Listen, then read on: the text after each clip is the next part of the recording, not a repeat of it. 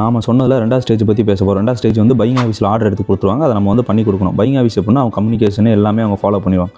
அவங்க வந்து ஆர்டர் எடுத்து ஆர்டர் ஷீட்டை கையில் கொடுத்துருவாங்க. அந்த ஆர்டர் ஷீட்டை வச்சு நம்ம வந்து ஃபேப்ரிக்லேருந்து ஃபினிஷிங் வெட்டி ஷிப்மெண்ட் ஏறுற வரைக்கும் நம்ம ஃபாலோ பண்ணணும். இன்ஸ்பெக்ஷன் வரைக்கும் ஃபாலோ பண்ணி ஆர்டர் ப்ராசஸ் பண்ணி நம்ம இன்ஸ்பெக்ஷன் பாஸ் பண்ணி கொடுத்தோம்னா அந்த குட்ஸ் அவங்க எடுத்து டெலிவரி பண்ணிடுவாங்க. இது ஒரு ஸ்டேஜ். இதுலேயுமே வந்து நமக்கு ரிஸ்க் நிறையா இருக்குது.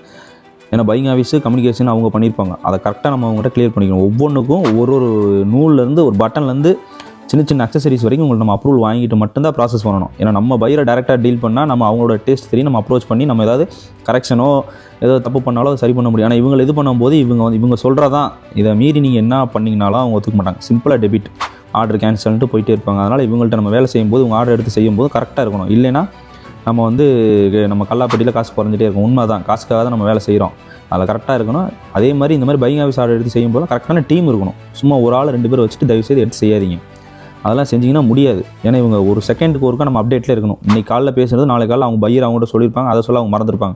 ஒவ்வொரு வேலை செய்யும்போது ஒவ்வொரு செகண்ட் நம்ம அப்ரூவல் வாங்கிட்டு தான் பண்ணணும். Okay, thank you.